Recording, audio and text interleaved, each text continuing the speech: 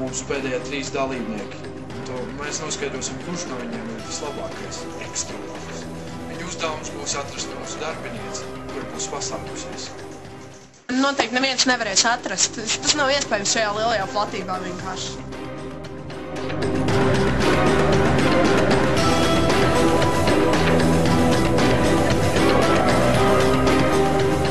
Kā parasti ar mums kopā būs slavenais burvju-mākslinieks, kurš ir zināms, ka ir ļoti liels skeptiķis. Kā pirmais ekstraloks cīņā dosies Salvija. Jā?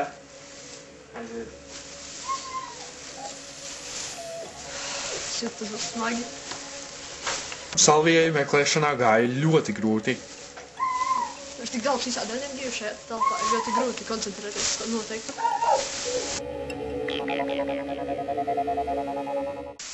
Man ir sāka, kas neatradīšu šajā lielajā telpā. Pēc ilgiem centieniem viņa padevās. Es tiešām nevaru piedodiet. Es tam nespēju. Jūs padodaties, jā? Kā otrais ekstraloks dosies Čukča no Sibīrijas. Ko? Esat gatavi? Jā. Jā, tad sāksim. Jā, jums teiksim. Paldies. Tur nav neviena točna.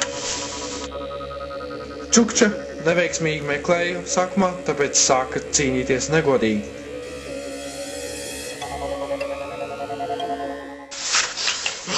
Pārāk grūti nevaru.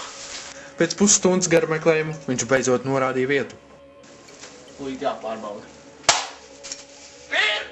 Diemžēl nepareizi. Tā neviena nav. Apbalom. Diemžēl nevienam neizdevās atrast mūsu darbinieci, tāpēc mūsu pēdējā cerība ir ekstraloks Tadžiks.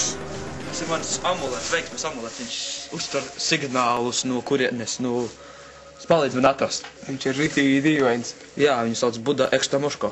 Kas man jādara? Jums jāatrod cilvēks, viņš ir noslēpies kaut kur šeit, jums viņš jāatrod, un jūs būsat vinnētājs. Jāatradīs. Jā, vēl veiksmi. Paldies.